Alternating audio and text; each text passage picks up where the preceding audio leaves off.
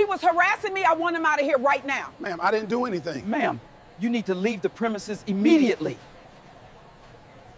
She thought she was untouchable. That morning, she barely looked at me while fixing her blazer, already rehearsing the authority she wore so comfortably at work. I had come to her office building only to drop off documents she said she needed urgently. Nothing dramatic, just a quiet favor from a husband she had slowly trained the world to ignore. When I reached the lobby, she was already there, laughing with two executives. The sound stopped the moment she saw me. Her face tightened, not with surprise but with pure irritation, as if I were a stain on a polished floor. She turned to the security guard and snapped, "What is he doing here? Escort him out." The words landed harder than I expected. Not because they hurt, but because they confirmed everything I had suspected for months. I didn't argue. I didn't raise my voice.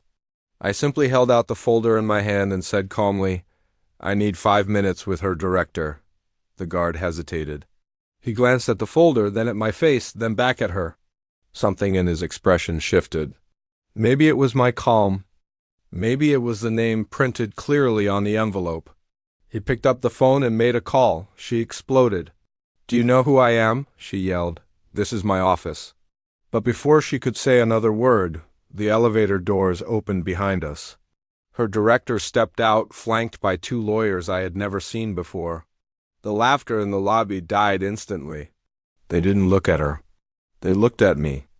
I handed over the folder without a word. The director thanked me quietly and then turned to her. He asked for her badge. Her confidence shattered so fast it was almost a physical thing. She tried to protest, to laugh it off, to regain control, but the room no longer belonged to her. The air itself had turned against her. Security didn't touch me. They escorted her. I walked out into the bright sunlight feeling lighter than I had in years. You see, I hadn't always been silent.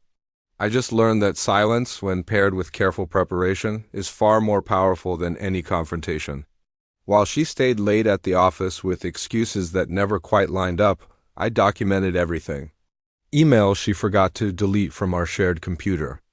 Contracts that bent the rules just enough to benefit one person.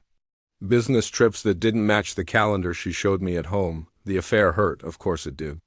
But that wasn't even the worst part. The worst part was realizing she believed I was too small, too loyal, too irrelevant to even notice what she was doing right under my nose. She was wrong. By the end of that week, her corporate accounts were frozen. By the end of the month, her high-powered position no longer existed. Friends who once praised her ambition suddenly stopped returning her calls. And the man she risked everything for? He vanished the moment lawyers got involved. Predictable.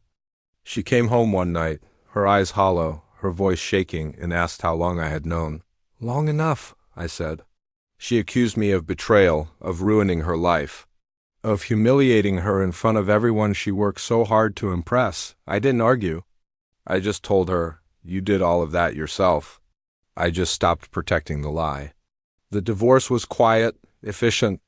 She moved out with what was legally hers and absolutely nothing more. The house felt empty for a little while, then peaceful. Months later, I ran into the same security guard at a coffee shop. He gave me a polite nod and said, "You handled that well." I just smiled and thanked him.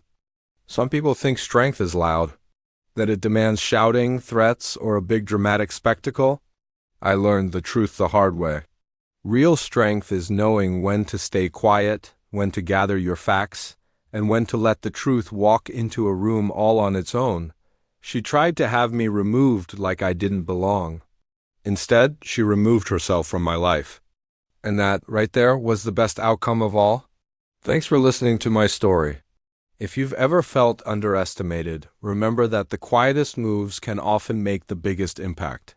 Don't forget to like this video and subscribe for more stories. See you next time.